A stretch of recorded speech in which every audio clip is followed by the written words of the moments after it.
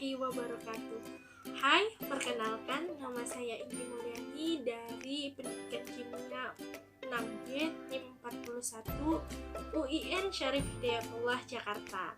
Nah, pada video kali ini saya akan membahas mengenai apa sih itu termokimia. Nah, sebelum lanjut ke sana, yuk kita simak video berikut ini. Pembahasan kita kali ini yaitu mengenai kompres portable. Pasti teman-teman sudah tidak asing lagi kan dengan apa itu kompres portable.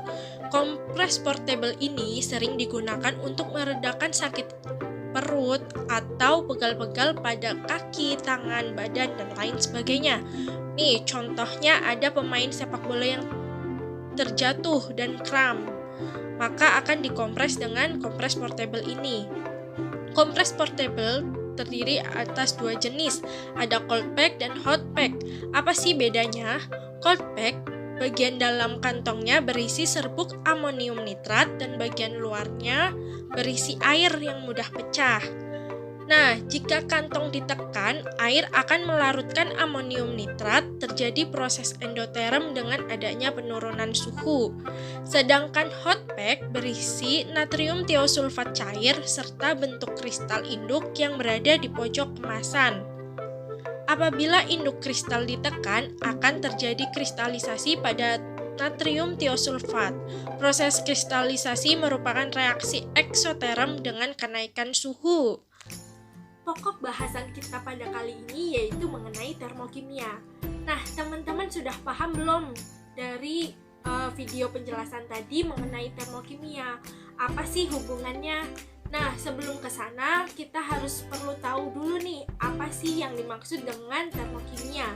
Termokimia adalah ilmu kimia yang mempelajari hubungan antara kalor dengan suatu reaksi kimia. Dalam termokimia, ada yang namanya sistem, ada pula yang namanya lingkungan. Apa sih perbedaan dari sistem dan lingkungan? Nah, kalau sistem sendiri adalah segala sesuatu yang menjadi pusat perhatian kita dalam perubahan energi. Sistem terbagi menjadi 3 jenis. Yang pertama, ada sistem terbuka, sistem tertutup, dan juga sistem terisolasi. Apa perbedaannya? Pada sistem terbuka adalah sistem yang memungkinkan terjadinya perpindahan kalor dan zat antara sistem dan lingkungannya. Sedangkan untuk sistem tertutup adalah sistem yang memungkinkan terjadinya perpindahan kalor antara sistem dan lingkungannya tanpa terjadinya perpindahan zat. Sedangkan untuk sistem terisolasi adalah sistem yang tidak memungkinkan terjadinya perpindahan zat ataupun kalor dari sistem dan lingkungannya. Nah, sedangkan untuk lingkungan adalah segala sesuatu yang di luar sistem, yang membatasi sistem dan mempengaruhi sistem. Nah, jadi kalau mengingat dari video yang tadi, itu kira-kira mana nih yang menjadi sistem dan mana yang menjadi lingkungan? Nah, kita ambil salah satu contohnya yaitu pada cold pack. Di sana yang menjadi sistem adalah amonium nitrat dan air. Dia yang menjadi pusat perhatian kita. Dari reaksi tersebut tadi dijelaskan ya, reaksinya adalah endoterm. Nah, makanya itu yang menjadi sistemnya. Nah, sekarang apa yang menjadi lingkungannya? Yang menjadi lingkungannya adalah yang di luar dari kompres portable tadi.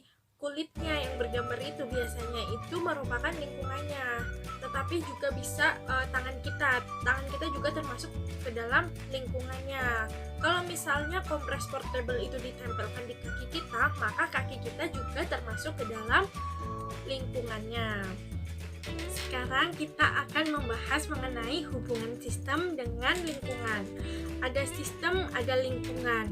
Di sana akan terjadi transfer energi, di mana lingkungan dapat memperoleh atau memberikan kerja kepada sistem. Begitu pula lingkungan dapat menerima atau mengeluarkan kalor dari sistem. Kalor yang dilepas dan dibutuhkan dalam suatu reaksi kimia pada tekanan tetap. Inilah yang disebut dengan entalpi. Selanjutnya kita akan membahas mengenai reaksi endoterm dan eksoterm. Yang pertama ada reaksi endoterm. Perhatikan ya, ada sistem, ada lingkungan. Nah, dari lingkungan mengeluarkan kalor atau memberi kalor kepada sistem. Karena lingkungan memberikan kalor kepada sistem, maka suhu di lingkungan akan menjadi turun. Nah, reaksi yang selanjutnya itu ada reaksi eksoterm. Di reaksi eksoterm sama ada sistem, ada lingkungan, di mana yang sekarang ini sistem yang memberikan kalor kepada lingkungan. Karena sistem memberikan kalor kepada lingkungan, maka di lingkungan itu suhunya naik.